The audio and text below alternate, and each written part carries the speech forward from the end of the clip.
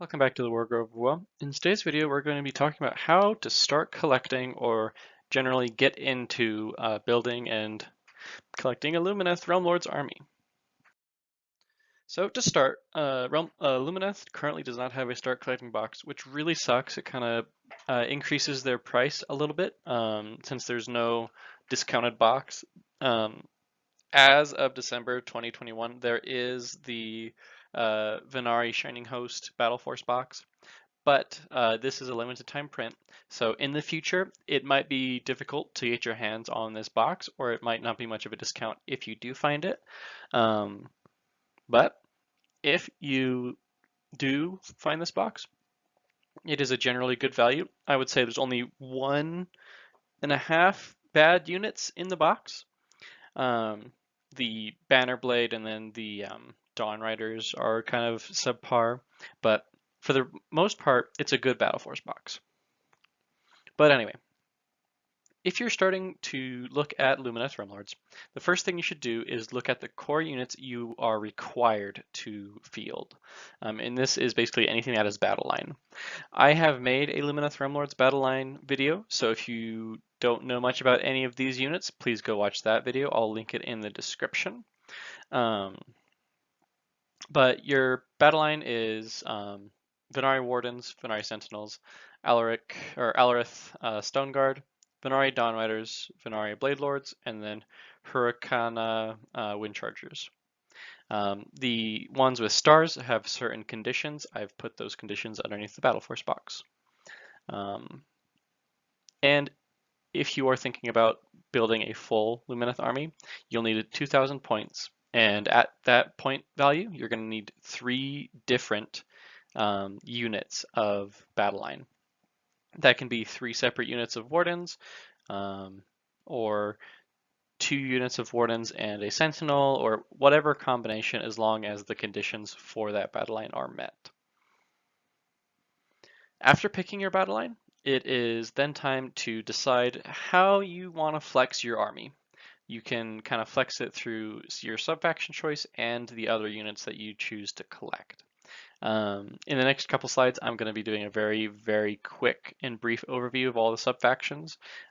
In the future, I will do a in-depth guide on the different sub-factions, but for now, this is just kind of a light passover explaining the basic aesthetic and general playstyle of the sub-factions.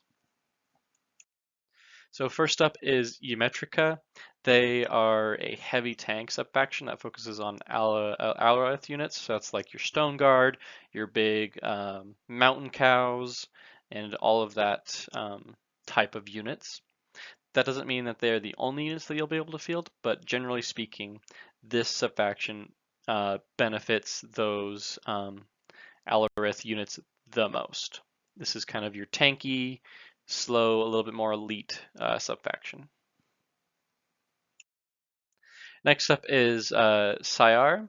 They are an Aether Quarks sub-faction. They do a lot of stuff with Aether Quartz. In the future, I plan to do an Aether Quartz explained video, but as of right now, just know that Aether Quartz are a resource that is unique to Lumineth Realm Lords, and this sub-faction kind of benefits them. So if you want to kind of augment your resource spending and your Aether Quartz abilities, then this is going to be the sub-faction for that. Next up is Iliatha. This is a bravery or unity sub-faction, so it's kind of all about combined fire arcs and generally kind of battle through unity. The rules for them are a little bit weaker, so I'd be a little bit cautious for this sub-faction, but they can definitely work if you prefer that type of play. Then it is Zaytrek, a magical focused sub-faction. So if you like a lot of wizards and a lot of spells, which Lumineth has some pretty good spells, this is going to be the sub-faction for you. At base, they make your casting a whole lot more reliable, which Lumineth is very grateful for. Next is the Alumnia sub-faction. They are all about movement, pre-game moves, run and charge, all kinds of that stuff. So if you like a little bit more of a speedy or flexible kind of movement-based army or sub-faction, this is going to be the one for you. The last is Hellion, or Helon, excuse me. They are an offensive, slippery style faction, so they kind of dart in and out of combat, shooting missiles as they go. They generally have a very unique playstyle. They have a lot of kind of ranged cavalry or ranged heroes and monsters and stuff like that. I wouldn't be too concerned with getting your Sentinels in melee to get the so what their overall buff is, they get +1 to ranged attacks if you are shooting into combat. So it's a little bit of a niche one, but they have the movement, and the units they support well have the movement to kind of dart in and out of combat. So a little bit more of an interesting faction, I would say. They work really well with the Spirits of the Wind, as well as the named variant Severeth. So after you kind of decide what subfaction or playstyle you want to flex into, you're going to want to look at what basic core units you should always include and some basic supporting heroes. So for your core units, I think 1 to 2 units of Venari Wardens is always useful. These can either be 10-man or 20-man. The real big thing about the Wardens is it's useful to get Sentinels to be Battleline. Sentinels are the core of the core when it comes to Lumineth Realm Lords. You are going to want a lot of these.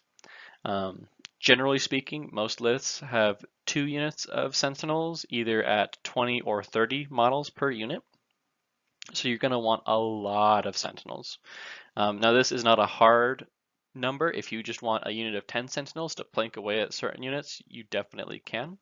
But I would recommend the more Sentinels you have, the better the list is probably going to perform.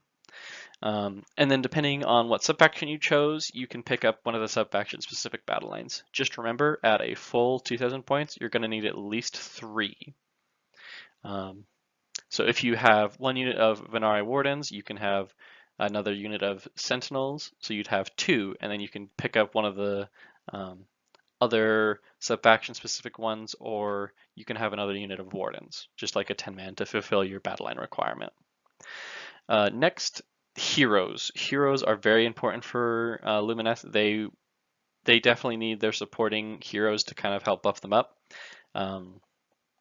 Generally speaking, there is 2 kind of major shifts that you can push your army towards, either the stone of Geometric and kind of that side of Heesh, or you can do the like desert wind style one for Huron and like the wind mages and all that.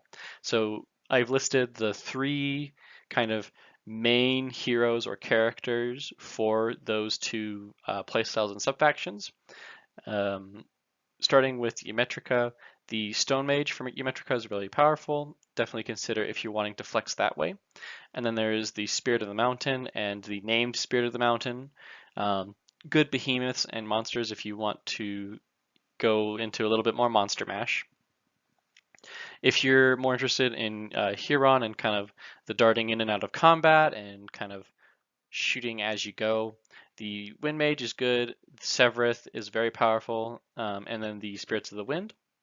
And then something I would always include, regardless of how you're flexing, is a Cathalar. Cathalars are very important, have at least 1. And then Teclis. Teclis is great. He is definitely a linchpin model. He's very, very, very, very, very powerful. And if you kind of want a top of the top tournament list, you should probably bring a Teclis, but it's not necessary. And he's a little bit more expensive, so maybe you can do that as a finishing touch or a centerpiece model if you enjoy Teclis. But again, that is only just a recommendation on my part. And then I would look at the specific subfaction that you are interested in and see about what units synergize well with that subfaction. Certain units won't fit very well in a specific subfaction, and it's just best to try and get as much synergy between your units as you possibly can. And after you fill out your basic battle line and your heroes, whatever points you have remaining, fill out with some fluffy choices or whatever models you enjoy the sculpt of. Just remember, this is a hobby. There is a competitive side to it, and you can try to build the most optimal list. But at the end of the day, these are models that you're going to have to build, paint, and then play with. So it's important to field units that you enjoy the look or aesthetic of. And if you have a specific army theme in mind, buy some units that fit that theme or that color scheme very well. And I'd also consider what playstyle you want your army to fulfill. So base Lumineth tends to play a castle. They like to kind of sit near each other and plink away at you, and then kind of slowly advance up the board. But this can be augmented with different subfactions and unit choices. If I had to personally make a fluffy choice that I think I would always include is the Light of Altharian. I love the lore of Altharian and the fact that he somewhat comes from the old world of Warhammer. And I just like the sculpt, and his rules are good enough, I think. So I would always include an Altharian. He's really cool, in my opinion. But really, it's always important for you to choose models that you like. So that is how to start collecting Lumineth Realm Lords. I hope this video was a little bit more informative for you, or able to push you in the right direction for how you want to start Lumineth. I will caution, since they don't have a start collecting box, they're a little bit expensive. And depending on how you play, they could be a little bit hoardy with a lot of infantry-sized models or a lot of archers. If you are kind of not wanting to paint that way, then just keep that in mind. Before I go, I would like to mention that I have a Discord as well as a Patreon. I'll leave those links in the description. And I will also leave the Battle Lines Explained video in the description. If you enjoyed this video, please leave a like or a comment. And if you enjoy this type of content, consider subscribing. This has been the War Grove, and I'll see you guys next time.